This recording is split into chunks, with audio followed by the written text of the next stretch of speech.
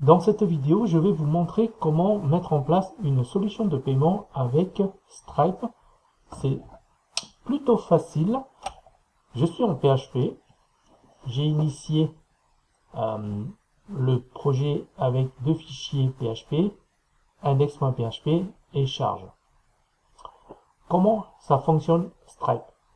Stripe, c'est une solution de paiement qui regroupe plein de moyens de paiement, donc sur une interface unique. Donc quand vous utilisez Stripe, vous pouvez mettre, vous n'avez pas besoin de voir votre banque pour avoir un terminal de paiement ou une solution de paiement.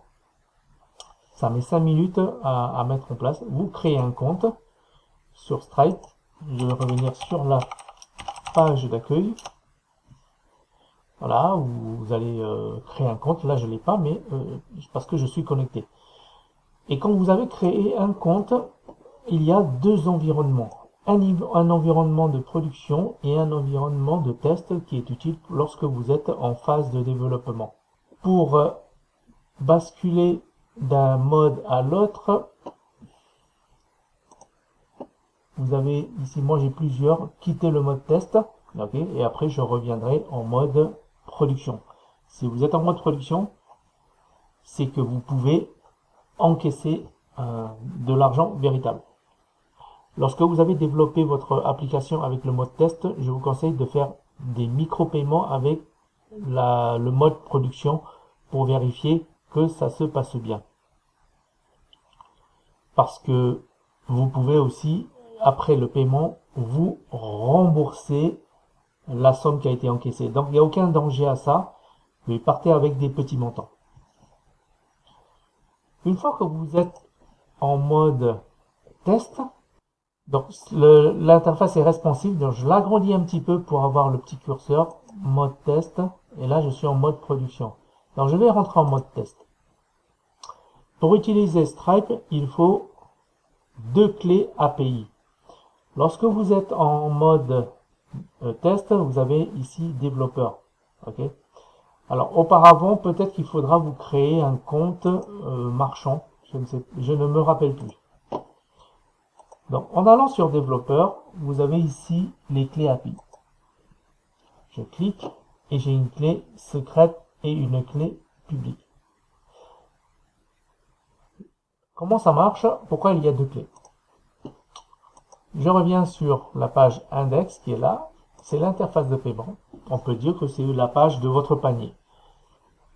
Le code correspondant, il est dans ce fichier. Regardez, j'ai fait une inclusion de script JavaScript quand même. Et j'ai mon petit formulaire assez simple. Il y a d'autres formulaires, mais celui-là, c'est le plus simple. Et j'ai, en JavaScript, je crée un objet Stripe. Alors, d'où vient l'objet Stripe? Eh bien, de cette librairie Stripe, ok, qui est importée.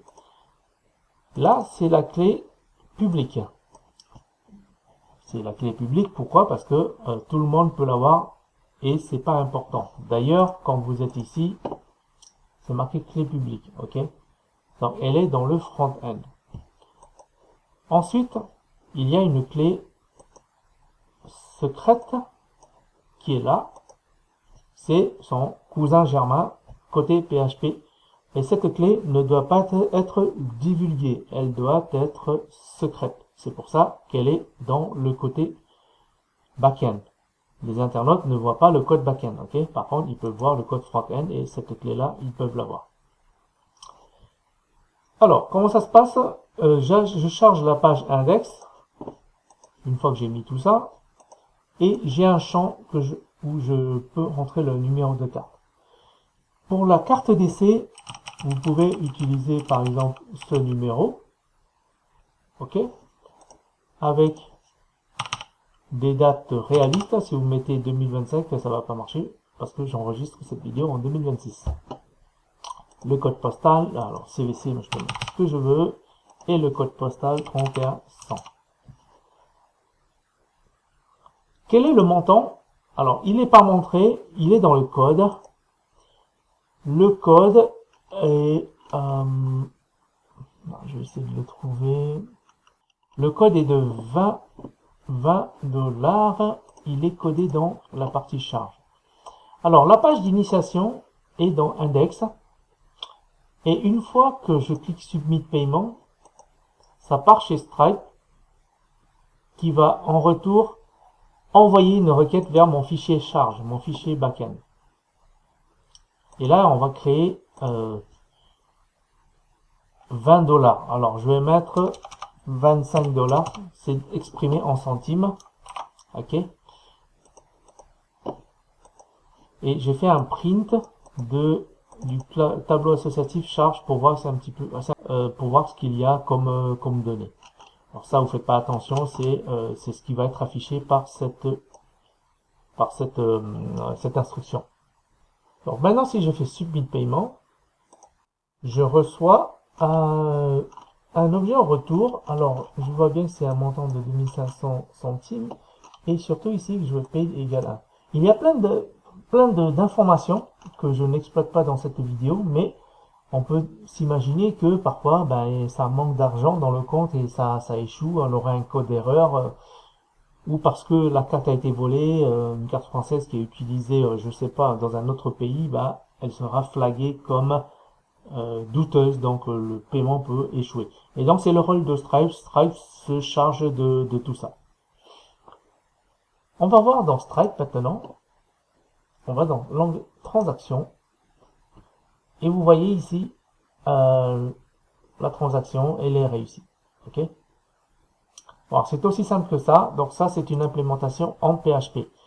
Vous remarquez qu'il y a un répertoire vendor, en effet, parce que si on regarde le composer, j'ai Stripe 7.67.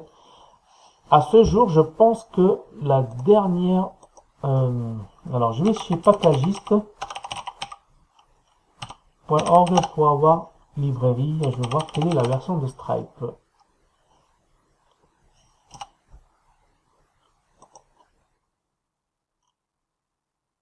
On est à la version 19.1. Alors, je ferais mieux de mettre à jour puisque peut-être qu'il y a des mises à jour de sécurité. Alors, je vais mettre la 19.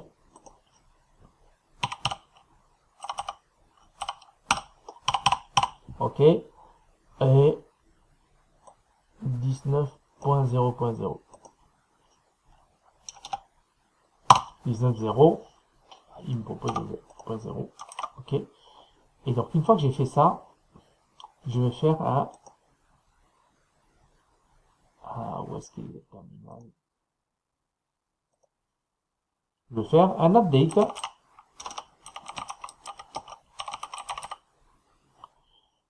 Parce que regardez, le vendor lock, il est déjà sur la version 17. OK. Bon, si je fais un update, je vais vers la version 19.